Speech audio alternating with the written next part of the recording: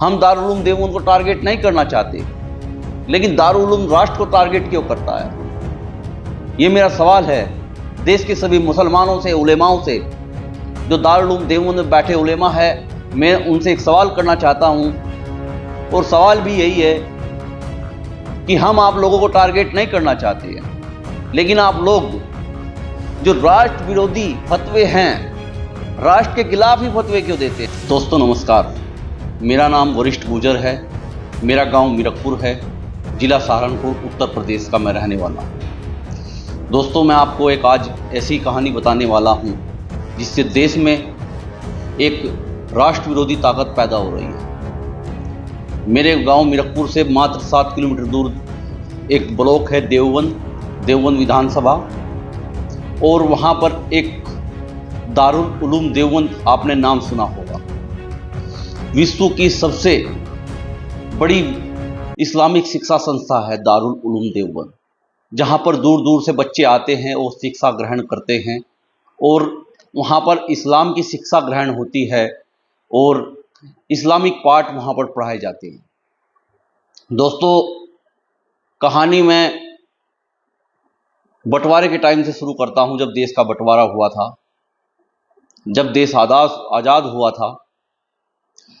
वंदे मातरम गीत जो हमारा राष्ट्र गीत है, हिंदू और मुसलमान दोनों ने राष्ट्र गीत को गाया और फांसी के तख्ते पर झूल गए, और हमेशा से वंदे मातरम को जो राष्ट्रभक्त मुसलमान है वे गाते आ रहे हैं।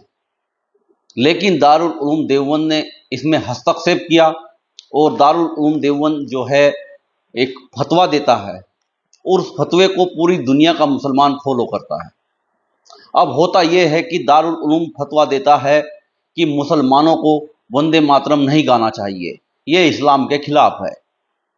अब कहानी यहाँ से शुरू होती है, और कहानी इतनी ज़्यादा बढ़ जाती है कि पूरी दुनिया का मुसलमान राष्ट्रगीत वंदे मातरम को गाने से परहेज करता है,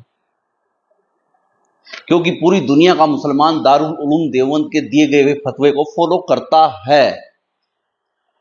अब बात जैसे ही आगे बढ़ती है कि मुसलमान वंदे मातरम नहीं गाएगा, देश में विवाद पैदा होता है, और विवाद अभी ये चल ही रहा था कि दारुल उलूम देवबंद का दूसरा फतवा आ जाता है कि कोई भी मुसलमान भारत माता की जय नहीं बोलेगा। भारत माता की जय बोलकर हिंदू और मुसलमानों ने देश को आज़ाद कराया, लेकिन दारुल उलूम देवबंद के फतवे के आने के बाद कोई भी मुसलमान भारत माता की जय बोलने से परहेज करने लगे, क्योंकि पूरी दुनिया का मुसलमान दारुल उलूम देवबंद के फतवे को फॉलो करता है। अब बात जैसे ही आगे चलती है, दारुल उलूम देवबंद का तीसरा सबसे बड़ा फतवा आ जाता है कि मुसलमानों के लिए राष्ट्र बाद में है, मजहब पहले है। इससे कहीं ना कहीं इस फतवे से जो मुसलमानों के अंदर राष्ट्रभक्ति थी वो कमजोर हुई है।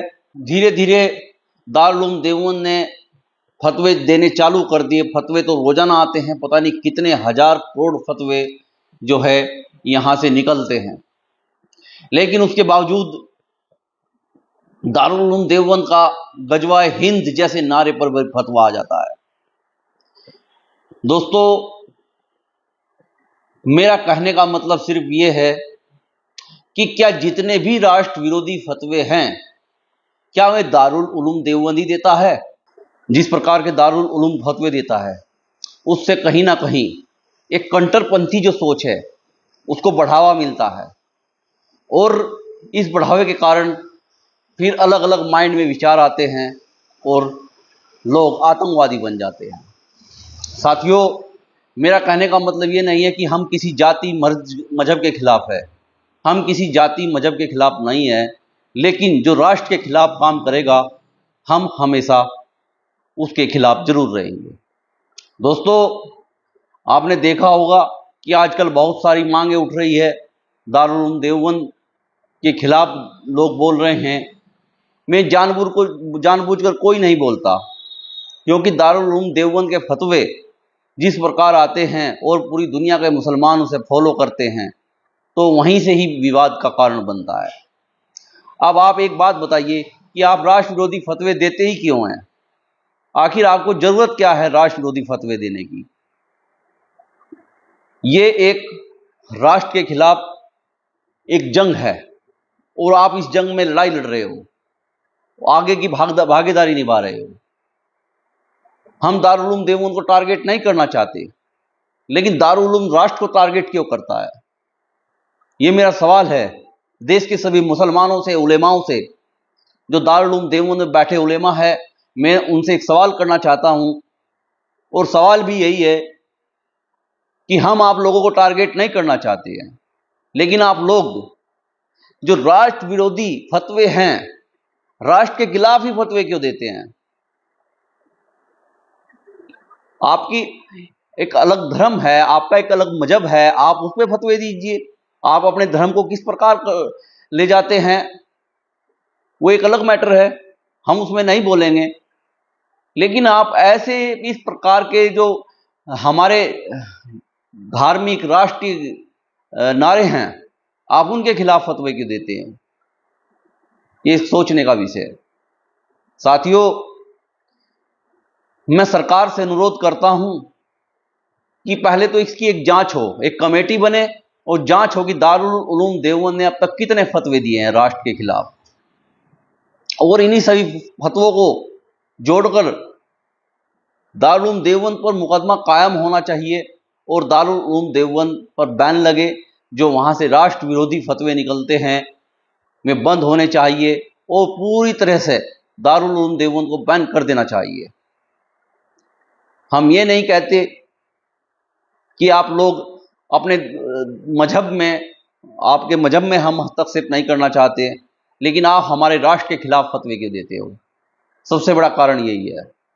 ऐसा नहीं होगा अगर जब तक आप इन फतवों को वापस नहीं लोगे तो ये आवाज दबने वाली नहीं है।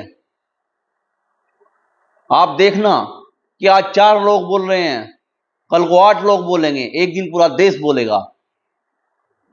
क्योंकि आप जिस प्रकार मुसलमानों को लेकर चल रहे हो और उन्हें अपने फतवे फॉलो करा रहे हो, ये एक राष्ट्र को तोड़ने वाली बात होती है, जिसे हम राष्ट्र प्रेमी कभी भी बर्दाश्त करने वाले नहीं है। आपके खिलाफ मुकदमा कायम होना चाहिए और आपको की जो संस्था है उसे बैन होना चाहिए इस पर। सभी साथियों को जय हिंद, जय भारत, जय हिंदू समाज।